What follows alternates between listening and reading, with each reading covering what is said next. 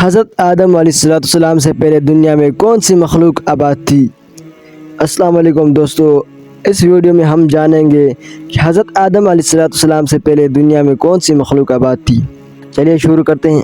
بسم اللہ الرحمن الرحیم۔ حضرت آدم علیہ السلام سے پہلے دنیا میں جنات آباد تھے۔ اسلامی تعلیمات کے مطابق اللہ تعالیٰ نے حضرت آدم علیہ السلام کو انسانوں کے پہلے نبی اور زمین پر اپنا خلیفہ بنایا، لیکن ان سے پہلے ایک مخلوق جنات زمین پر آباد تھی۔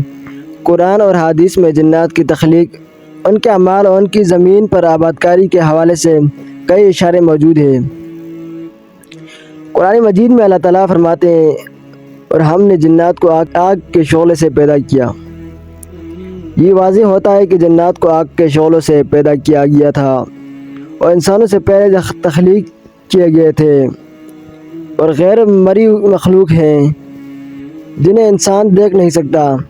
ان میں اچھے اور برے دونوں قسم کے جن موجود ہیں، اور وہ زمین پر بڑی مدت تک آباد رہے۔ روایت کے مطابق جنات کو زمین پر بسایا گیا تھا اور انہیں یہاں آزادی دی گئی کہ وہ اپنے اعمال کے مطابق زندگی گزاریں، لیکن کچھ عرصے بعد جنات نے زمین پر فساد اور خونریزی شروع کر دی۔ ان کی نافرمانیاں حد سے بڑھ گئی اور انہوں نے اللہ کے احکامات کو پس پش ڈال دیا۔ اس پر اللہ تعالیٰ نے ان کے خلاف فرشتوں کو بھیجا۔ فرشتوں نے جنات کی اکثریت کو قتل کر دیا اور باقی کو سمندروں، جنگلات اور ویران جگہوں پر دھکیل دیا۔ ابلیس، جو کہ جنات میں سے تھا، اس وقت اللہ کے نیک بندوں میں شامل تھا۔ وہ اپنی عبادت اور ریاضت کی بنا پر فرشتوں کی صف میں شامل ہو گیا تھا، لیکن جب اللہ تعالیٰ نے حضرت آدم علیہ السلام کو پیدا کیا اور فرشتوں سمیت ابلیس کو حکم دیا کہ وہ آدم علیہ السلام کو سجدہ کریں، تو ابلیس نے انکار کر دیا۔ اس نے تکبر اور حسد کی وجہ سے یہ کہا کہ وہ آگ سے پیدا ہوا ہے اور آگ مٹی سے بہتر ہے، اس لیے وہ سجدہ نہیں کرے گا۔ حضرت آدم علیہ السلام کی تخلیق کے بعد انسان زمین پر آباد ہوئے۔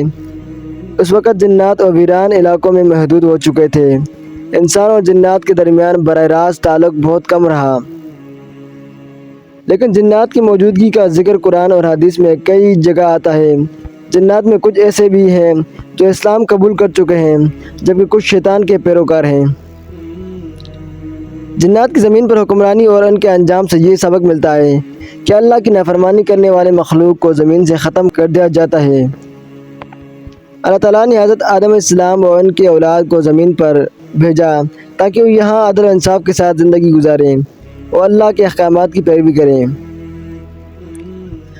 حضرت آدم علیہ السلام سے پہلے جنات کی موجودگی اور ان کی تاریخ انسانوں کے لیے ایک سبق ہے۔